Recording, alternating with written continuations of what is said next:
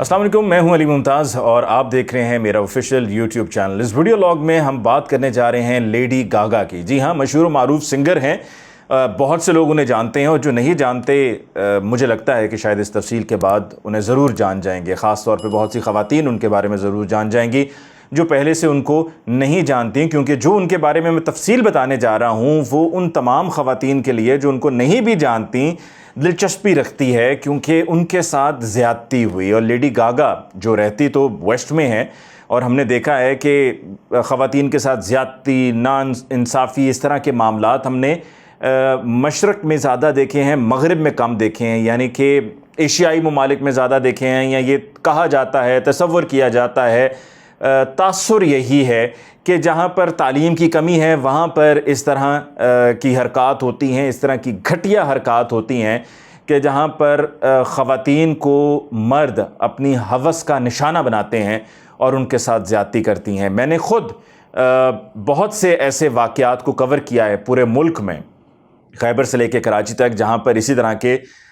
کوئی نہ کوئی واقعہ رپورٹ ہوتا رہا ہے، اور پھر ہم اس کو کور اس لیے کرتے رہے ہیں تاکہ اس کو کور کر کے بتایا جائے، دکھایا جائے، آگاہی زیادہ سے زیادہ ہو، اور اس طرح کے واقعات کو روکا جا سکے۔ جب یہ خاص طور پہ بتایا جاتا ہے کہ کرنے والا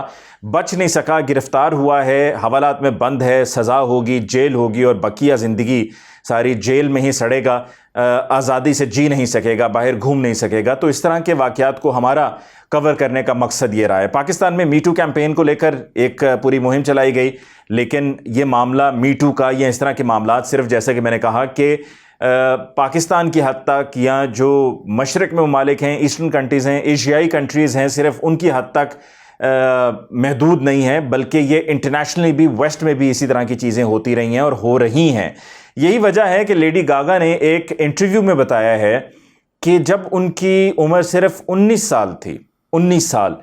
تو ایک میوزک پروڈیوسر نے، جن کے پاس ان کا اکثر جانا ہوتا تھا اپنے میوزک کو لے کر، کیونکہ وہ میوزک پروڈیوس کرتے ہیں،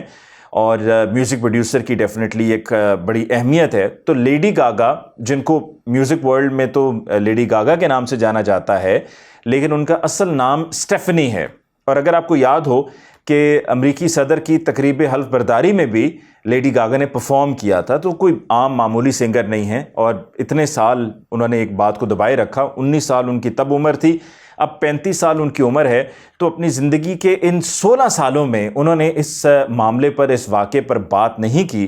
کہ کس طرح سے ایک میوزک پروڈیوسر نے ان کی مجبوری کا فائدہ اٹھایا، ان کو بلیک میل کیا، ان کو تھریٹن کیا، اور یہ سب کر کے ان سے یہ بھی کہا کہ آپ کا جو میوزک کا ریکارڈ ہے میرے پاس، میں ان کو اس ریکارڈ کو جلا دوں گا، یعنی کہ ضائع کر دوں گا اگر میری بات نہ مانی۔ اور پھر لیڈی گاگا کو برہنہ ہونے کو کہا گیا، یعنی کہ اپنا لباس اتارنے کو کہا گیا، اور پھر اس کے بعد اس میوزک پروڈیوسر نے لیڈی گاگا یعنی کہ اسٹیفنی کے ساتھ زیادتی کی، اور جس کے نتیجے میں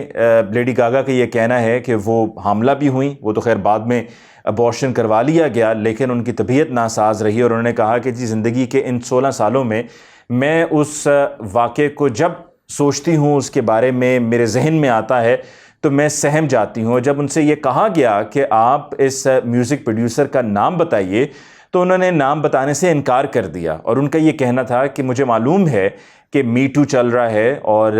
اس پر بات کرنا ضروری ہے، نام بتایا جائے، اس کو بے نقاب کیا جائے، بلکہ اگر لیڈی گاگا چاہتی تو وہ اس